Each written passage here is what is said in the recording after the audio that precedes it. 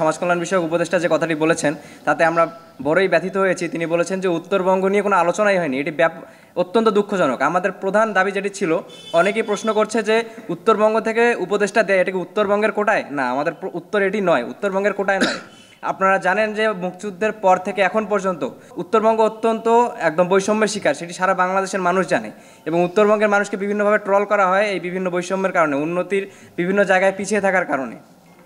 তো আমাদের যে চাওয়াটা হলো সেটি হচ্ছে যে আমরা বর্তমানেও দেখতে পাচ্ছি যে কেন্দ্র থেকে বা উপদেষ্টা পরিষদে আমরা আমাদের বার্তাগুলো পৌঁছানোর মাধ্যম পাচ্ছি না। যেহেতু আমরা মাধ্যম পাচ্ছি না, যেমন আমাদের তিস্তা মহাপরিকল্পনাকে নতুন করে সাজিয়ে একটু নতুনভাবে পরিকল্পনা সাজিয়ে তিস্তা পরিকল্পনা বাস্তবায়ন করার যে চিন্তাটি, সেটি মাঝখানে আলোচনা চললেও সেটি আবার হারিয়ে যেতে বসেছে। তারপরে আমাদের চিনিকল এবং ইত্যাদি বিভিন্ন উন্নয়নমূলক কাজ রয়েছে, প্রবাসী অধিকার সহ, যেগুলো আমরা আমাদের বার্তাগুলো পৌঁছাতে পারছি না। তো বার্তাগুলো পৌঁছানোর জন্য আমাদের উপদেষ্টার প্রয়োজন। তো সে জায়গা থেকে আমাদের প্রধান দাবি ছিল হচ্ছে রংপুর থেকে যেন উপদেষ্টা রাখা হয়, কিন্তু এখন পর্যন্ত আমরা কোনো সুখবর পাচ্ছি না কিংবা কোনো ইঙ্গিত পর্যন্ত পাচ্ছি না।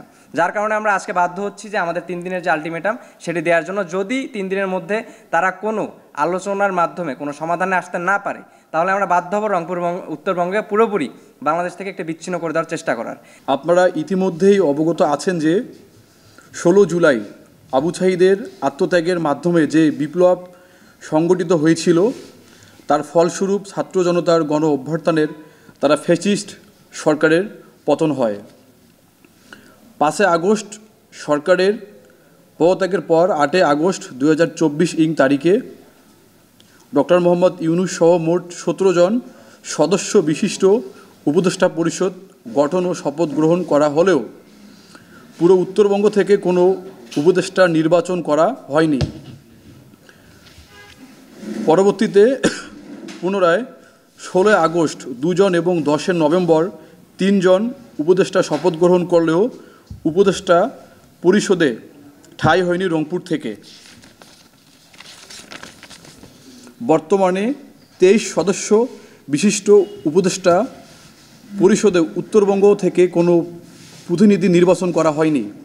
এই মতো অবস্থায় রংপুর বিভাগের মানুষ মর্মাহত হয় এবং বিক্ষোভে ফেটে পড়ে। আপনারা অবগত আছেন যে রংপুর বিভাগ থেকে উপদেষ্টা নির্বাচনের জন্য গত 11, 12, 13 নভেম্বর রংপুরে ছাত্র জনতার বিক্ষোভ ও আন্দোলন করে যাচ্ছে। গত 3 দিন যাবৎ রংপুরে 8 জেলায় আন্দোলন চলমান রয়েছে। আগামী 3 দিনের মধ্যে রংপুর বিভাগ থেকে কোনো উপদেষ্টা নির্বাচন করা না হলে আমরা নর্থ বেঙ্গল ব্লকেট কর্মসূচি ঘোষণা করব। এই কর্মসূচির আওতায় পঞ্চগড় 0 পয়েন্ট ব্লকেট, ঠাকুরগাঁ গোলচত্বর blockade, Dinajpur 10 mile blockade, Rangpur modern blockade, Rangpur railway station blockade, Lalmonirhat mission মোড় blockade, Nilphamari blockade, Kurigram Teesta blockade, Gaibandha Dhaka Rangpur মহাসড়ক ব্লকেট। রংপুর থেকে একাধিক উপদেষ্টা নির্বাচন ও উপদেষ্টা পরিষদ পুনর্গঠনের কারণসমূহ: 1 নম্বর, ফ্যাসিস্ট সরকারের শাসনামলে বিগত 15 বছর রংপুর বিভাগ বৈষম্য শিকার হয়েছে এবং দৃশ্যমান কোনো উন্নয়ন হয়নি। তাই রংপুর বিভাগে গুণগত ও অবকাঠামো উন্নয়নের জন্য রংপুর থেকে উপদেষ্টা নির্বাচন করতে হবে। বিগত 3 দিন ধরে যে আন্দোলন করে আসছিলাম, তো আমরা কোনো এখন পর্যন্ত কোনো সুবাতাস পাইনি আর কি। তো যেহেতু আমরা এখন পর্যন্ত কোনো সুখবর পাইনি বা আমরা এই ধরনের কোনো আশ্বস্ত মেসেজ এখনও পাইনি, তো সেই জায়গা থেকে আমরা আজকে সেই সংবাদ সম্মেলন করলাম। করে আগামী 3 দিনের মধ্যে যদি আমাদের উপদেষ্টার নাম রংপুর অঞ্চল থেকে ঘোষণা করা না হয়, তাহলে আমরা পুরো রংপুর বিভাগটাকে ব্লকেটের মাধ্যমে ব্লক করে দিব।